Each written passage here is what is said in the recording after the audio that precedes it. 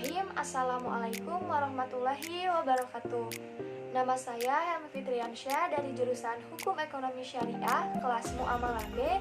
Pada kesempatan kali ini saya akan membahas materi mengenai hubungan hukum perdata dan hukum acara perdata. Video ini saya buat yaitu untuk memenuhi tugas ujian tengah semester mata kuliah hukum acara perdata dengan dosen pengampu Ibu Nengyani Nurhayani. Oke, sebelum saya membahas mengenai hubungan hukum perdata dan hukum acara perdata, terlebih dahulu saya akan membahas mengenai apa itu hukum perdata. Hukum perdata adalah ketentuan yang mengatur hak-hak dan kepentingan antara individu-individu dalam bermasyarakat. Dalam tradisi hukum di daratan Eropa atau civil law, pembagian hukum dikenal menjadi dua, yaitu hukum publik dan hukum private atau hukum perdata. Istilah hukum perdata pertama kali diperkenalkan oleh Profesor Loyo Diguno sebagai terjemahan dari Burgerljigkart pada masa pendudukan Jepang. Kemudian bagaimana sih sumber hukum perdata itu? Nah, pada dasarnya sumber hukum dapat dibedakan menjadi dua macam. Yang pertama sumber hukum material dan sumber hukum formal. Sumber hukum material adalah tempat dari mana materi hukum itu diambil. Misalnya, hubungan sosial, kekuatan politik, hasil penelitian ilmiah, perkembangan internasional, dan keadaan geografis. Sedangkan sumber hukum formal merupakan tempat memperoleh kekuatan hukum. Hal ini berkaitan dengan bentuk atau cara yang menyebabkan peraturan hukum formal itu berlaku. Nah, selain itu, Volamar membagi sumber hukum perdata menjadi 4 macam, yaitu KUH Perdata, Traktat, Jurisprudensi, dan Kebiasaan.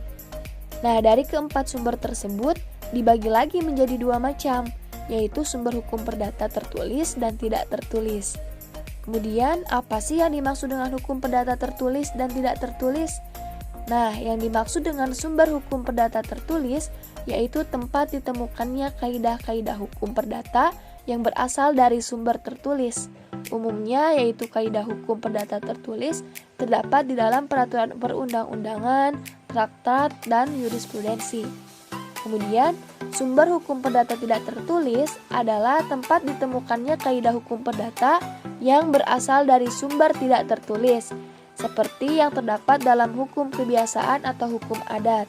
Kemudian yang menjadi sumber perdata tertulis ada 5. Yang pertama, EIB, yaitu Ketentuan Umum Pemerintah Hindia Belanda. Yang kedua, KUH Perdata atau BW. Yang ketiga, KUH Dagang. Yang keempat, Undang-Undang Nomor 1 Tahun 1974. Dan yang kelima ada Undang-Undang Nomor 5 Tahun 1960 tentang agraria. Kemudian ada yang dinamakan dengan traktat. Apa sih yang dimaksud dengan traktat itu? Nah, traktat adalah suatu perjanjian yang dibuat antara dua negara atau lebih dalam bidang keperdataan. Selain itu, ada yang dinamakan dengan jurisprudensi. Nah, jurisprudensi atau putusan pengadilan merupakan produk yudikatif yang berisi kaidah atau peraturan hukum yang mengikat pihak-pihak yang berperkara terutama dalam perkara perdata. Contohnya, HR 1919 tentang pengertian perbuatan melawan hukum. Nah, dengan adanya putusan tersebut, maka pengertian melawan hukum tidak menganut arti luas, tetapi sempit. Putusan tersebut dijadikan pedoman oleh para hakim dalam memutuskan sengketa perbuatan melawan hukum di Indonesia. Nah, kemudian bagaimana sih ruang lingkup hukum perdata itu sendiri? Nah, hukum perdata merupakan hukum yang meliputi semua hukum private material, yaitu segala hukum pokok yang mengatur tentang kepentingan-kepentingan perseorangan. Nah, hukum perdata terdiri atas 5 hukum. Yang pertama, hukum perkawinan. Yang kedua, hukum kekeluargaan. Yang ketiga, hukum benda. Yang keempat, hukum waris. Dan yang kelima, hukum perikatan. Kemudian, bagaimana pula sistematika hukum perdata itu? Nah, sistematika hukum perdata menurut BW terdiri atas 4 buku.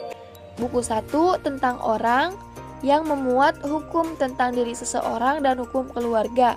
buku 2 tentang benda yang memuat hukum kebendaan serta hukum waris. Buku 3 tentang perikatan, yaitu memuat hukum kekayaan yang mengenai hak-hak dan kewajiban-kewajiban yang berlaku terhadap orang-orang atau pihak tertentu. Buku 4 tentang pembuktian dan daluarsa, yang memuat ketentuan alat-alat bukti dan akibat lewat waktu terhadap hubungan-hubungan hukum. Nah, seperti itulah penjelasan singkat mengenai hukum perdata. Nah, kemudian apa sih hukum acara perdata itu? Nah, hukum acara perdata adalah rangkaian peraturan yang memuat cara bagaimana orang harus bertindak terhadap dan di muka pengadilan, juga cara bagaimana pengadilan harus bertindak satu sama lain untuk melaksanakan atau untuk berjalannya peraturan-peraturan hukum perdata. Kemudian apa saja sih sumber hukum acara perdata itu? Nah, sumber hukum acara perdata yang pertama ada RV untuk golongan Eropa, yang kedua ada HIR untuk golongan Bumi Putra daerah Jawa dan Madura, yang ketiga ada RBG untuk golongan Bumi Putra luar Jawa dan Madura, yang keempat ada Undang-Undang Nomor 1 Tahun 1974 tentang pokok perkawinan, yang kelima ada Undang-Undang Nomor 4 Tahun 2004 tentang pokok kehakiman, yang keenam ada Undang-Undang Nomor 5 Tahun 2004 tentang Mahkamah Agung, yang ketujuh ada Kitab Undang-Undang Hukum Perdata, buku keempat tentang pembuktian dan daluarsa, yang kedelapan ada jurisprudensi, yang kesembilan ada SEMA, yang kesepuluh ada hukum adat, yang kesebelas ada doktrin. Kemudian ada yang dimaksud dengan asas-asas hukum acara perdata. Nah, asas hukum acara perdata ataupun perkara perdata adalah yang pertama ada hakim bersifat menunggu. Asas ini berarti bahwa inisiatif berperkara di pengadilan terletak kepada pihak-pihak yang berkepentingan dan bukan dilakukan oleh hakim. Nah, dengan demikian, hakim hanya menunggu datangnya tuntutan hak yang diajukan kepadanya. Yang kedua, ada hakim bersifat pasif. Nah, hakim bersifat pasif dalam hal ini dimaksudkan bahwasannya hakim tidak menentukan ruang lingkup atau luas pokok sengketa yang diajukan kepadanya, karena yang menentukan adalah para pihak sendiri, dan hakim pun tidak boleh menambah atau menguranginya. Hakim hanya membantu para pencari keadilan dan berusaha mengatasi segala hambatan dan rintangan untuk dapat tercapainya peradilan yang sederhana, cepat, dan biaya ringan. Kemudian yang ketiga ada persidangan yang terbuka. Nah, asas ini dimaksudkan agar adanya kontrol sosial dari masyarakat atas jalannya sidang peradilan sehingga diperoleh keputusan hakim yang objektif, tidak berat sebelah, dan tidak memihak. Selanjutnya, asas kedua belah pihak yang harus didengar. Nah, dalam perkara perdata, para pihak harus diberlakukan sama dan didengar bersama-sama. Selanjutnya ada putusan harus disertai dengan alasan. Nah, dalam hal ini keputusan hakim harus memuat alasan-alasan yang menjadi dasar untuk mengadilinya. Nah, alasan-alasan yang dicantumkan tersebut merupakan pertanggungjawaban hakim atas keputusannya kepada pihak-pihak yang berperkara dan juga kepada masyarakat, sehingga mempunyai nilai objektif dan mempunyai wibawanya masing-masing.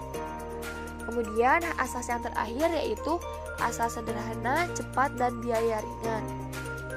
Nah, begitulah penjelasan singkat mengenai hukum acara perdata.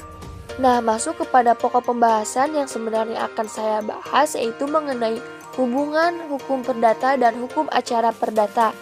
Nah, hukum acara perdata sebenarnya merupakan bagian dari hukum perdata dalam arti luas, yang terdiri dari hukum perdata material dan hukum perdata formal. Hukum perdata material lebih dikenal dengan sebutan hukum perdata, yaitu keseluruhan peraturan atau norma hukum yang mengatur hubungan hukum antar perorangan yang satu dengan perorangan yang lain, atau hubungan hukum yang mengatur kepentingan pribadi atau individu. Nah, hukum acara perdata juga dinamakan dengan hukum perdata formal yang berfungsi untuk mempertahankan dan melaksanakan hukum perdata material apabila dilanggar.